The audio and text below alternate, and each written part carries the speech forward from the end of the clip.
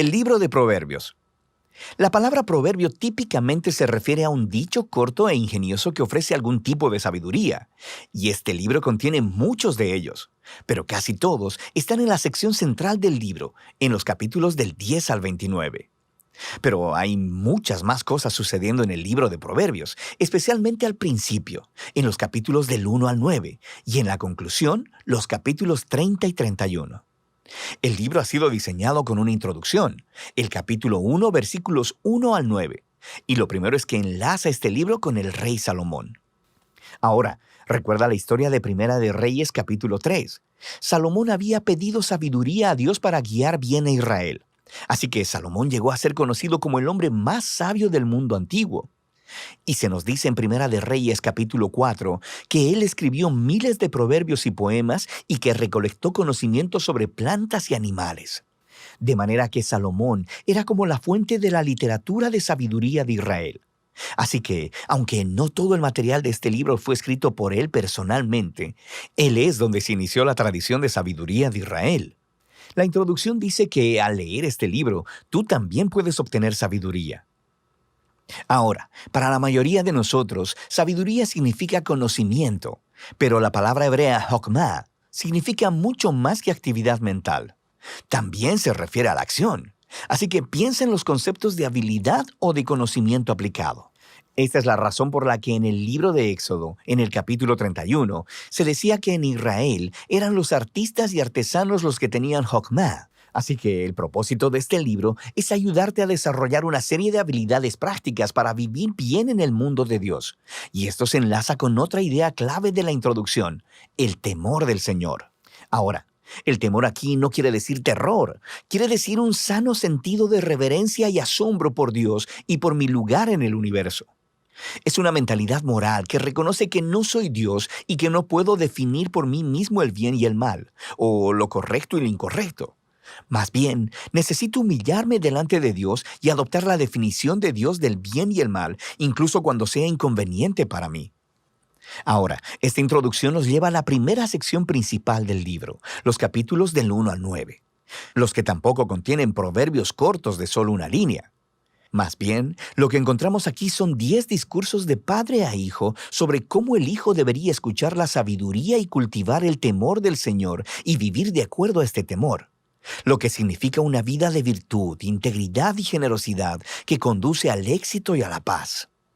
El padre también le advierte a su hijo sobre las decisiones insensatas, malvadas y estúpidas que engendrarán egoísmo y orgullo, llevándolo a la ruina y a la vergüenza.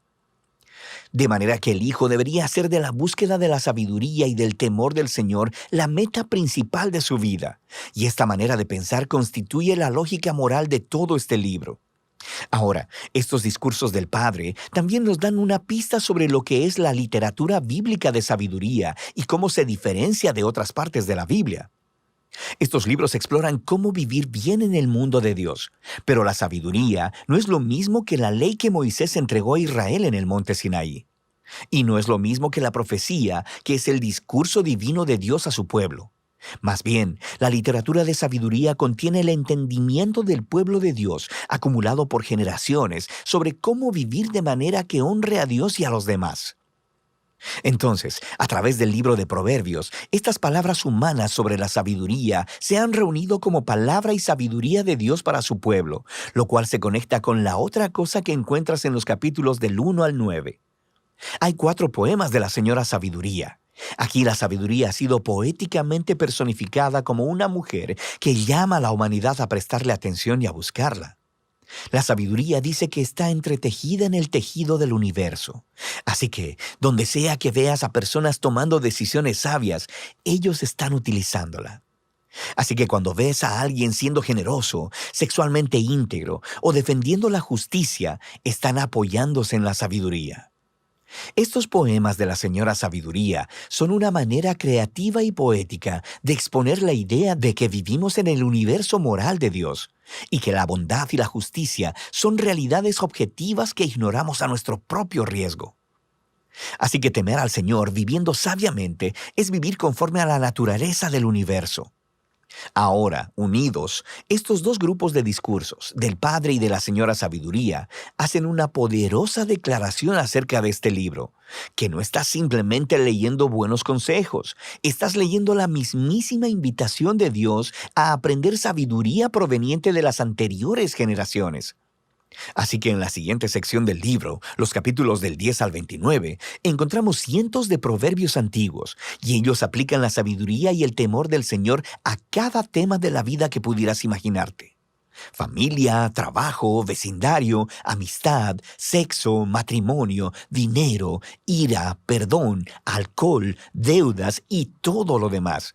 Y están filtrados a través del sistema de valores de Proverbios del 1 al 9. Ahora, estos proverbios son bastante cortos y fáciles de memorizar. Y, de hecho, esta sección del libro se supone que sea una obra de referencia a la que regreses una y otra vez a través de los años, lo cual hace que surjan algunos temas importantes para aprender sobre cómo leer estos proverbios. Primeramente, los proverbios son por naturaleza acerca de las probabilidades. Si temes al Señor y tomas buenas y sabias decisiones, es probable que te vaya bien. Y si no temes al Señor, eres necio, probablemente no te vaya bien. Ahora, todo esto es cierto muchas veces, pero no siempre, lo que nos lleva al siguiente punto. Los proverbios no son promesas, no son una fórmula para el éxito. Algunos proverbios, por ejemplo, el temor del Señor multiplica los días, pero los años de los impíos serán acortados. O instruye al niño en el camino que debe andar, y aun cuando sea viejo no se apartará de él. Así que temer al Señor y ser una persona moral muy probablemente te llevará a tener una mejor y más larga vida, y criar a tus hijos en un hogar estable y amoroso los encaminará bien, pero no hay garantías. Muchas cosas en el mundo pueden ir, y de hecho, van mal. Así que, finalmente, los proverbios por naturaleza se enfocan en la regla general, no en las excepciones, que son muchas, y los libros de sabiduría no ignoran eso. Las excepciones son sobre lo que tratan los otros libros de sabiduría, Job y Eclesiastés. Y en conjunto, estos libros reconocen que la vida es demasiado compleja para fórmulas simples, y por ello necesitamos todos los libros de sabiduría para poder tener una perspectiva más amplia. Esto nos lleva a la sección final del libro, dos grandes colecciones de poemas. Primero, tenemos los poemas de un hombre llamado Agur, que comienza reconociendo su propia ignorancia e insensatez y su gran necesidad de la sabiduría de Dios. Y luego, Agur descubre que la sabiduría divina le ha sido dada en las Escrituras, las cuales le enseñan cómo vivir bien. Así que Agur se nos presenta como un lector modelo del libro de Proverbios, alguien que siempre está abierto a escuchar la sabiduría de Dios por medio de las Escrituras. Los poemas finales están conectados a un hombre llamado Lemuel, quien es un rey no israelita, y él transmite la sabiduría que le fue dada por su madre. Es una guía para ser un líder sabio y justo. Y luego, el poema final es un acróstico o un poema alfabético en el que cada línea comienza con una nueva letra del alfabeto hebreo. Y el poema entero es la mujer de carácter noble. Describe a una mujer que vive de acuerdo a la sabiduría de los proverbios y se erige como modelo de alguien que aplica la sabiduría de Dios. Y luego lo traduce en decisiones prácticas de la vida diaria, en el trabajo, en casa, en su familia y en su comunidad. Así que el libro inició con las palabras de un padre a un hijo acerca de escuchar a la señora sabiduría. Y ahora el libro termina ofreciendo las palabras de una madre a su hijo acerca de la mujer que vive sabiamente. El libro de Proverbios es para toda persona en cualquier temporada de la vida. Es una guía para vivir bien y con sabiduría en el mundo bueno de Dios. Y de eso trata el libro de Proverbios.